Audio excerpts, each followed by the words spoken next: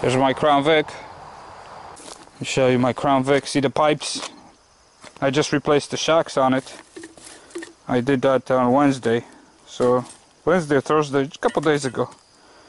I put new shocks on it because it was bouncing up and down. Let me show you my Crown Vic. Very clean car. This is a police edition.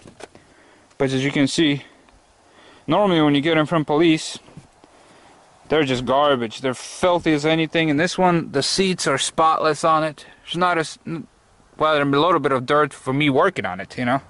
I'm working on a car, so I might touch the seats here and there. Here's a back seat. Again, this car is pretty much spotless. And it was this was old FBI car. Came in from the Boston office. I still have all registration cards.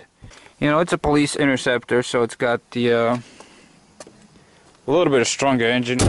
People think police cars have some super duper engine with super duper computer chip and all that. It's not. You buy a normal Crown Vic, this one has 20 more horsepower than your grandma, the one you see grandmas driving around. It's the same 4.6 V8 engine. The only difference between a Crown Vic police interceptor and the your old grandma's car is basically the air intake, and the manifold is a little bit. I think manifold is the same. It's just the air intake that gives you a you got a cold air intake that gives you extra 20 horsepower, and then you obviously have a different gear ratio. This one's 3.55. Your grandma's car is 2.73, so the gearing is a lot lower on this one, which gives you kind of more of a punch when you step on it. But this one's got 180,000 miles on it, and boy, does it run good. This car runs so good. It's got a lot of rust. I bought it for nothing. I paid $1,000 for this car, and I've been driving it for over a year now. I buy junkers cars, and I mean, I got new cars still, somewhat semi-new. Well, this one's old, but for my daily driver, especially, this is my winter beater. I drive this thing in the winter because it's so corroded. There's so much rust on it, so I don't care if I don't care about salt. Man, let me start it up for you. I got a little bit of exhaust leak, which I actually fixed the exhaust. You see it or not, it's kind of dark underneath, but I put new clamps on it because here's the old part. I had it somewhere here. There it is. I just did this a couple weeks ago. That's where it was leaking. I don't know if you can see my finger through. And because it was so freaking corroded, this side wasn't so bad. The other side, because it's a dual and exhaust, the other side was much worse.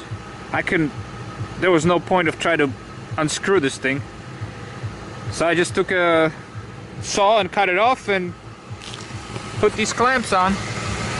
As you can see, about 2-inch or 4 inches by 2-inch section. Cost me $18 to fix both sides. And yeah, she's running good. I have to replace the lower ball joints, but the engine on this thing is just beautiful. Man, it just runs so smooth. There's nothing. I can put this camera down on the engine and there's no vibration of anything. And this thing burns no oil, nothing. 180,000 miles on it. And boy, is it good. I can't even hear any engine ticking. I mean, you get normal valve noise, but there's no engine ticking or nothing. For 180,000, well, I don't think it's got 180,000. It's 178 something. Let me see. Yeah, it's filthy dirty. I don't care about this car. This is my beater car that I drive every day.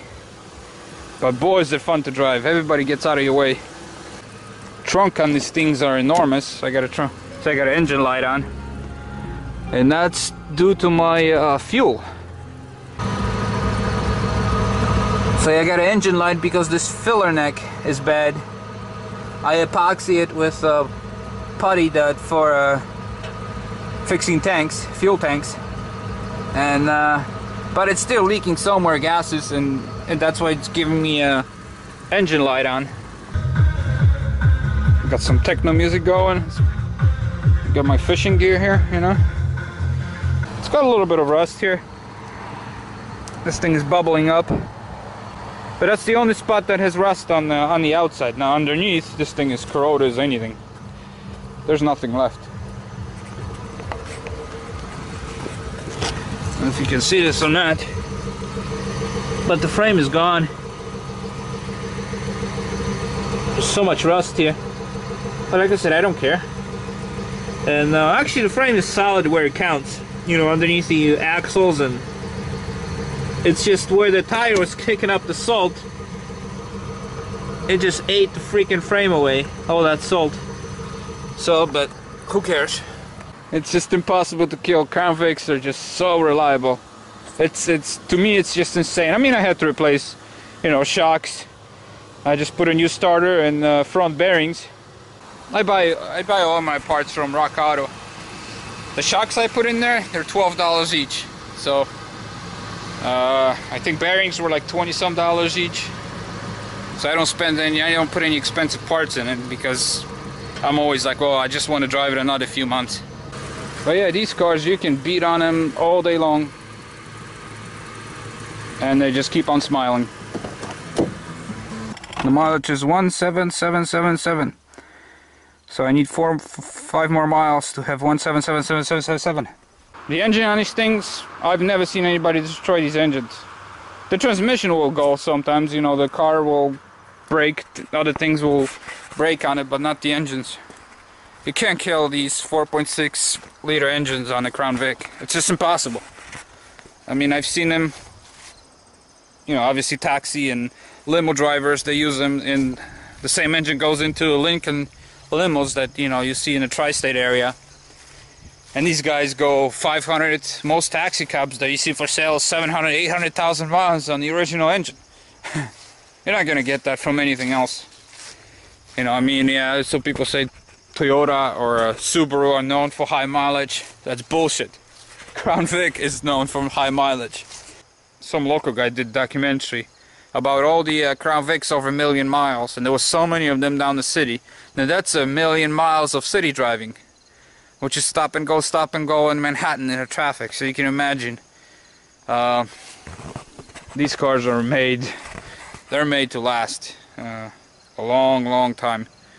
Unfortunately, this one, like I said, the rust is just, it's 1999, so it's 14 years old. And it was driven in Boston as an FBI car in the winter, so just the salt just destroyed this car. Let me show you something funny. This is how Crown Vic is. See what I mean? It's funny to me, you know. It's just and it's, look how thick that steel was originally, you know. This is not well, it's swollen now because it's rust. When the steel rusts, it actually swells up, but still, this is how this car is built. This is not a frame.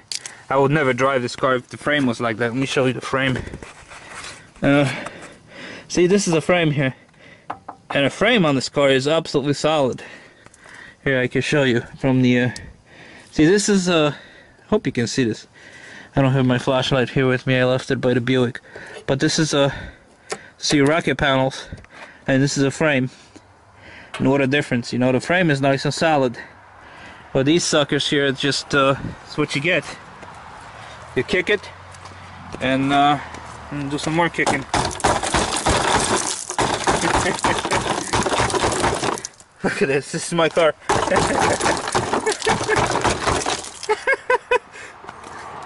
Okay, I just lost 10 pounds. I better get better MPG.